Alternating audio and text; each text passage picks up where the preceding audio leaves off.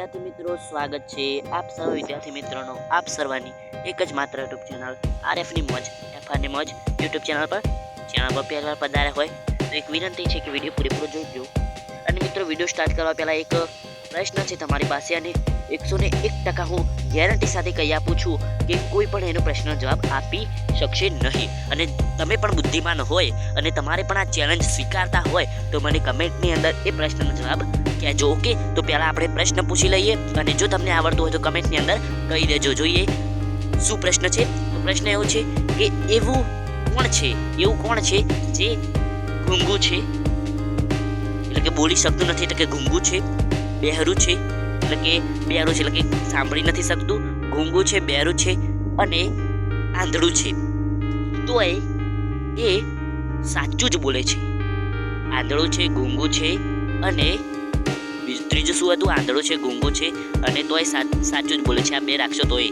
Okay, તો આનો જવાબ તમને આવડતો હોય તો કમેન્ટની અંદર મને કહેજો. ઓકે, તો જોઈ લઈએ આજે આપણે વિડીયો. તો ધોરણ 6 સામાજિક વિજ્ઞાન પાઠ નંબર 6 મૌર્ય યુગ, ચંદ્રગુપ્ત અને સમ્રાટ અશોક સંપૂર્ણ સ્વાધ્યાયનું સોલ્યુશન જોવાના છે. ઓકે મિત્રો, અને ધોરણ 6 ની સામાજિક વિજ્ઞાનની આખી ચોપડીનું સ્વાધ્યાય સોલ્યુશન આપણી ચેનલ પર મુકાઈ ગયું છે. અને જે નવી સ્વાધ્યાય પોથી આવી છે 2024-25 ના અંદર અપડેટ થઈને એ પ્રમાણે પણ આપણે એક સ્વાધ્યાય પોથીનું સોલ્યુશન પણ બનાવવાના છીએ. તો ચેનલને સબસ્ક્રાઇબ કરી દેજો તમારું મન હોય તો. નહીંતર ફોર્સ નથી કરતો તમને. ઓકે, પરંતુ તમને ઇમ્પોર્ટન્ટ વિડીયો મળતા રહેશે આપણી ચેનલ પરથી. જોઈ લઈએ. પ્રશ્ન નંબર 1 છે, નીચે આપેલ પ્રશ્નોના વિકલ્પમાંથી યોગ્ય વિકલ્પ પસંદ કરી ઉત્તર લખો. એના અંદર પહેલું છે, ચંદ્રગુપ્તની તમામ સિદ્ધિઓમાં તેમના કયા ગુરુના માર્ગદર્શને ઘણો મહત્વનો ભાગ ભજવ્યો હતો? જવાબ આવશે ગુરુ ચાણક્ય. આગળ જોઈ લે મિત્રો. આગળ આપણું છે પ્રશ્ન, ચાણક્ય દ્વારા લખાયેલા કયા ગ્રંથમાંથી તે સમયની રાજકીય, સામાજિક અને આર્થિક વ્યવસ્થા અંગેની માહિતી મળી રહે છે? જવાબ આવશે અર્થશાસ્ત્રની અંદરથી મળી રહે છે.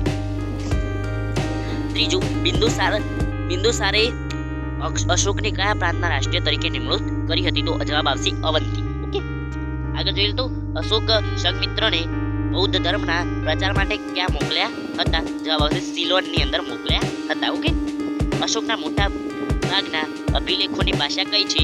જવાબ આવશે પ્રાકૃત ભાષા.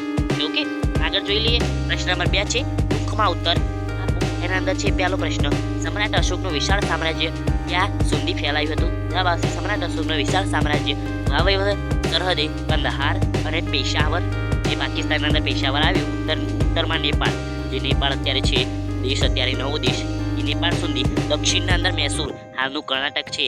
મૈસૂરનો વિગ્રહ તમને ખબર હોય તો. આઈ થિંક મારા ખ્યાલથી તો નહીં ખબર હોય, આગળ તમારે ભણવાનું આવશે. પશ્ચિમ ગુજરાતમાં, સૌરાષ્ટ્ર અને પૂર્વમાં મગધ તેમજ કલિંગ, એટલે કે હાલનું ઓડિશા સુધી ફેલાયેલું હતું. કે કેટલું મોટું અને સમ્રાટ અશોકે પોતાનું રાજ્ય સ્થાપિત કર્યું હતું તમે જોઈ શકો છો.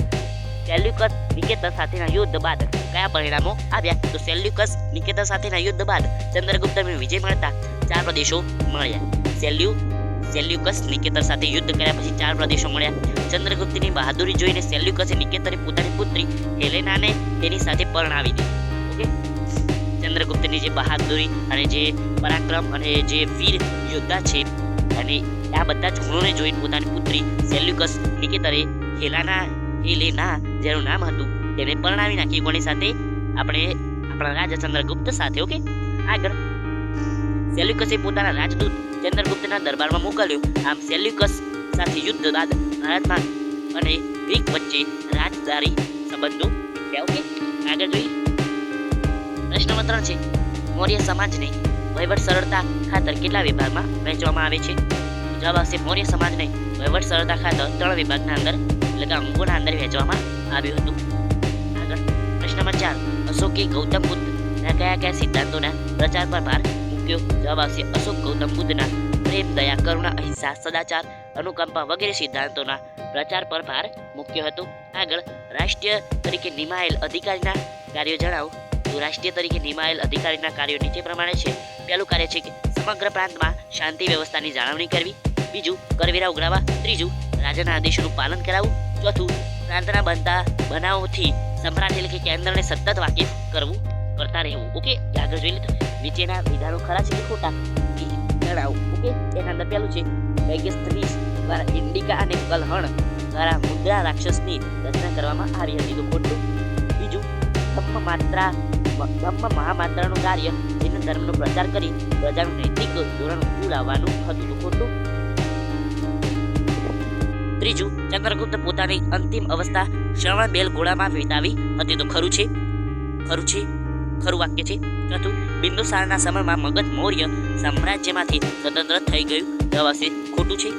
ચોથું, અશોકે ઉપગુપ્તના આદેશને અનુસરીને બૌદ્ધ ધર્મ અંગીકાર કર્યો. ઉપગુપ્ત ને ચંદ્રગુપ્ત છે મારા ખ્યાલથી, તમારા ચોપડીના અંદર ચેક કરી જોજો. તો સાચું છે. આગળ જોઈ લઈએ. આગળ તો મિત્રો આ હતું આપણું સ્વાધ્યાયનું સોલ્યુશન અને મેં પ્રશ્ન પૂછ્યો હતો તેનો જવાબ જો કોઈને આવડતો હોય તો મને કહેજો. પ્રશ્ન તમે ના સાંભળ્યો હોય તો પ્રશ્ન ક્યાં મળી જશે? સ્ટાર્ટિંગના અંદર, વિડીયોની સ્ટાર્ટિંગના અંદર જ મેં પ્રશ્ન પૂછ્યો છે અને જો તમારે બુદ્ધિમાન હશો, તમારાના અંદર તમારું મગજ કમ્પ્લીટ કામ કરતું હશે તો તમને એ પ્રશ્નનો જવાબ આવડી જ જશે. ઓકે, આવજો, તાતા, ગુડ બાય, ટેક કેર. મિત્રો વિડીયો જોવા બદલ આપ સર્વનો આભાર.